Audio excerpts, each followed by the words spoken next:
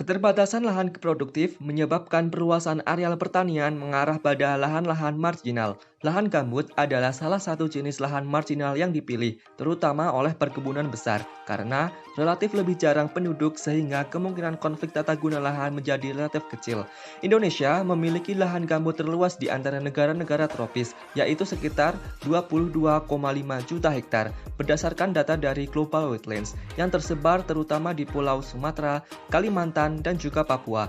Salah satu bentuk keputusan pengembangan lahan gambut oleh pemerintah adalah dengan membangun proyek food estate yang merupakan konsep pengembangan produksi pangan yang dilakukan secara terintegrasi mencakup pertanian, perkebunan, dan juga peternakan yang berada di suatu kawasan lahan yang sangat luas.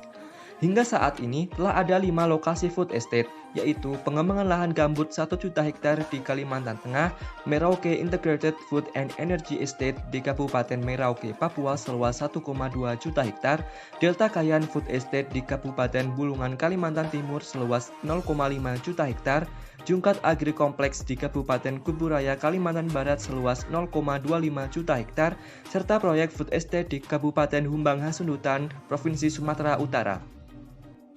Beberapa permasalahan yang muncul terkait dengan pembangunan proyek food estate antara lain, yang pertama adalah isu terkait pembukaan lahan dan kebakaran hutan di lahan gambut. Hasil analisis pantau gambut mengenai area terbakar menunjukkan bahwa area XPLG masih menjadi langganan kebakaran setiap tahunnya. Pada tahun 2019, luasan areal terbakar di lahan XPLG mencapai 167.000 hektar. Yang kedua adalah isu sosial yang terkait dengan konflik tenurial yang panjang dan belum terselesaikan sampai sekarang. Yang ketiga adalah isu produktivitas pertanian padi di lahan gambut. Penyebab rendahnya produktivitas pertanian padi di lahan gambut adalah yang pertama, rendahnya kandungan unsur hara makro dan mikro. Yang kedua, tingkat keasaman yang tinggi di lahan gambut menyebabkan beberapa jenis tanaman tidak dapat tumbuh dengan baik. Dan yang ketiga, penggunaan teknologi usaha tani yang masih kurang tepat. Serta yang keempat adalah jika dikelola dengan sistem sawah, gambut juga akan menghasilkan asam-asam organik yang beracun.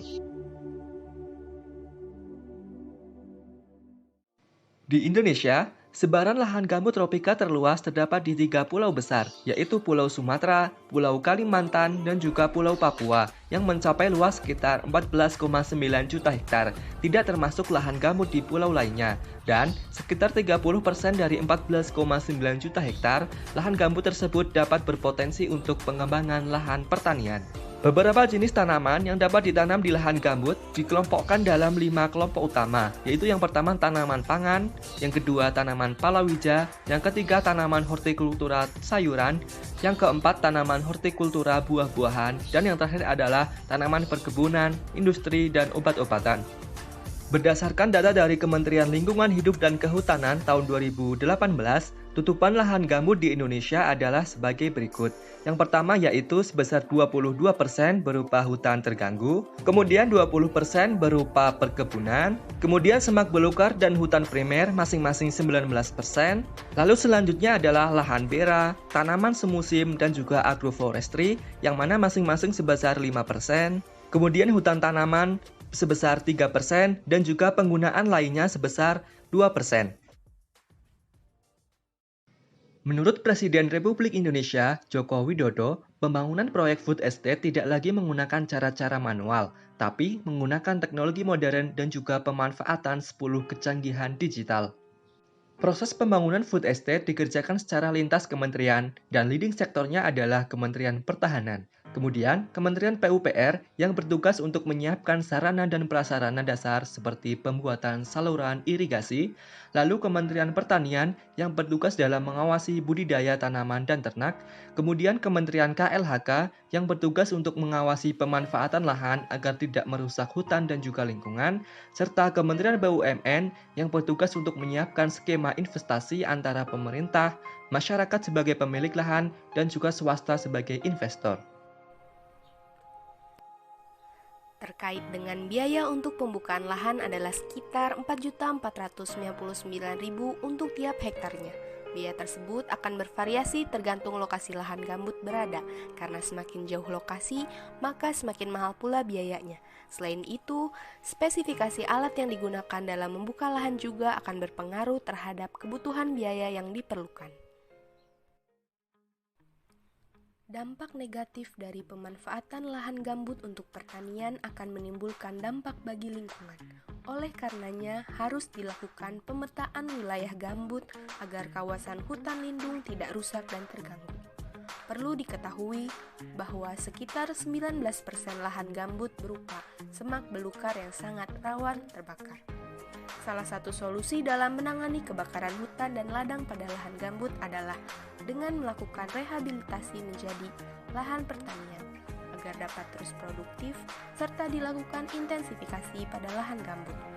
Proyek food estate diharapkan dapat mengurangi ketergantungan impor untuk makanan pokok dan komoditas pertanian lainnya. Selain itu, dengan adanya proyek ini dapat menambah lapangan kerja bagi masyarakat sekitar. Dari isu permasalahan yang muncul pada proyek food estate di era sebelumnya, menurut pakar Sugeng Budi Harsono, pemerintah sekarang sebaiknya mengevaluasi kembali secara pasti apa penyebab kegagalan proyek food estate tersebut. Langkah berikutnya bisa dengan menyiapkan lebih matang komponen-komponen seperti hardware, orgware, brainware, dan software. Hardware berkaitan dengan ketersediaan infrastruktur dan teknologi yang memadai. Orgware berkaitan dengan aspek sosial budaya dan kelembagaan masyarakat yang bermitra dengan dunia usaha. Software berkaitan dengan lembaga-lembaga penelitian dan pengembangan. Dan brainware berkaitan dengan sumber daya manusia yang kreatif dan penuh inovasi. Keempat komponen tersebut haruslah saling berkaitan agar bisa tercapainya tujuan dari proyek food estate di Indonesia.